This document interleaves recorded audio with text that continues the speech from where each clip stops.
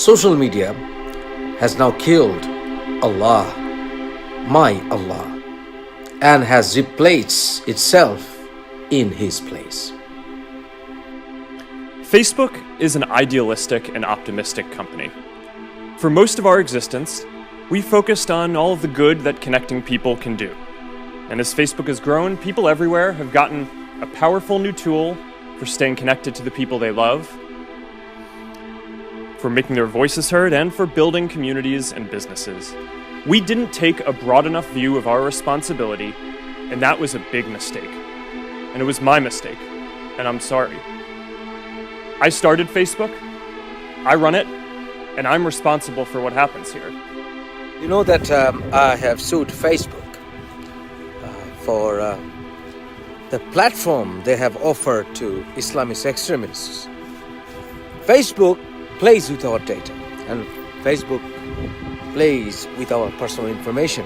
It gives our data to various selected advertisers. Mark Zuckerberg will not allow his personal information to go around, but he has destroyed our privacy.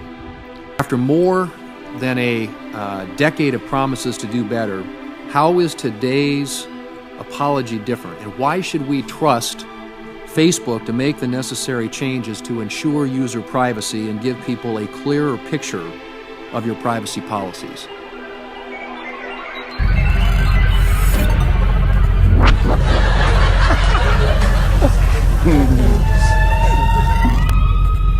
I used to wake up early morning to pray. Now, the moment I wake up, I go for my mobile phone to check the latest status likes, shares. Social media is my new Allah. I have the big brother. Yes, Google. The other big brother, Instagram. And the others, Twitter. And above all, Facebook,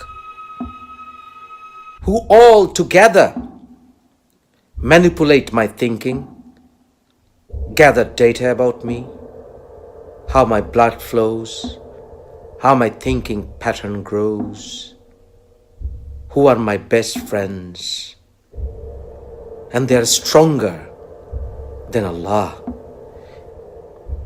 They worship unquestionably the social media, the new God.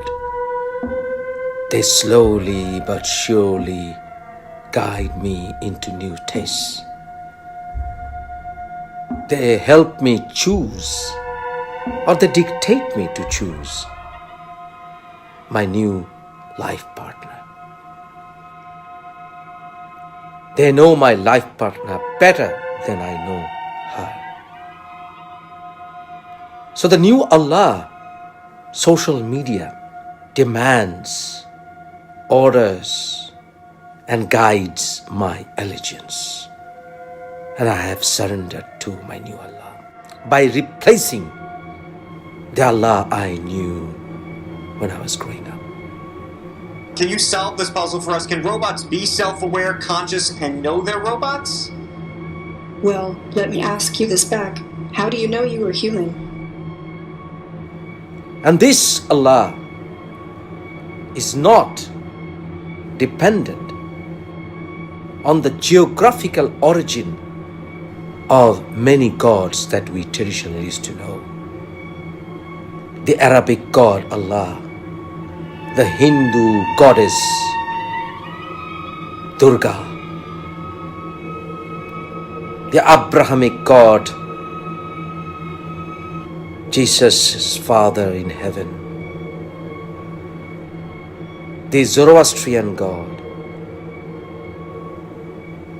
They used to differ geographically.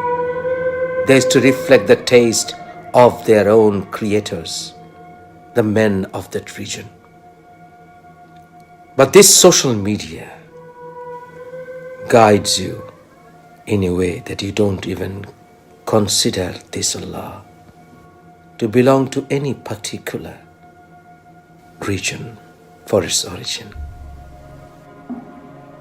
And we all work together to make this Allah stronger. Yes, social media is my new Allah.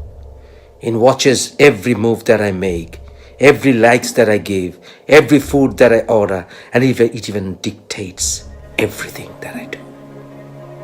Everywhere I go, every whisper I make. Because we know when you get it, you get a hit of dopamine, which feels good. It's why we like it, it's why we keep going back to it. Dopamine is the exact same chemical that makes us feel good when we smoke, when we drink, and when we gamble.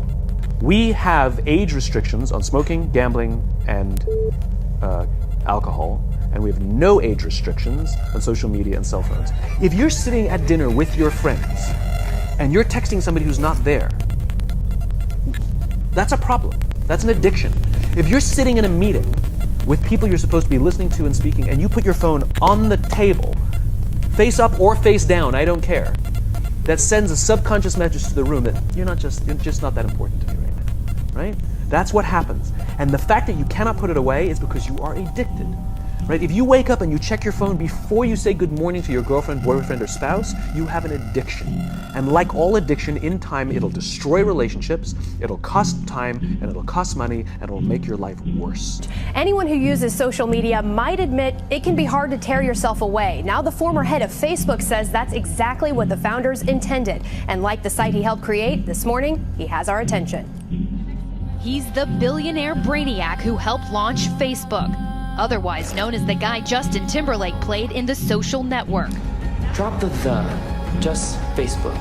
But now, former Facebook president Sean Parker is sounding the alarm about the potentially addictive nature of social media. Like, what is that doing to people's brain? Speaking at an Axios event Wednesday, Parker, who worked with Mark Zuckerberg to develop Facebook, with a bombshell claim, saying the site was intentionally built to hook you. That thought process was all about how do we consume as much of your time and conscious attention as possible. It's a social validation feedback loop because you're exploiting a vulnerability in human psychology. The 38-year-old mogul admits he, along with other pioneers of social media, knew what they were doing. We understood this consciously, and we did it anyway. Facebook estimates its more than 2 billion users spend about 50 minutes per day on its apps, including Instagram and Messenger.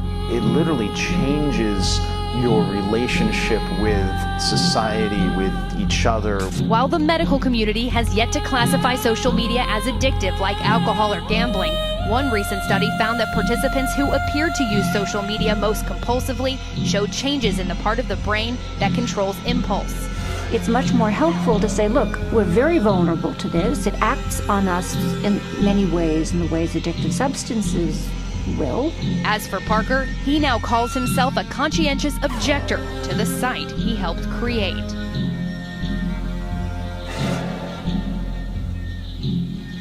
Yes, social media is my new Allah.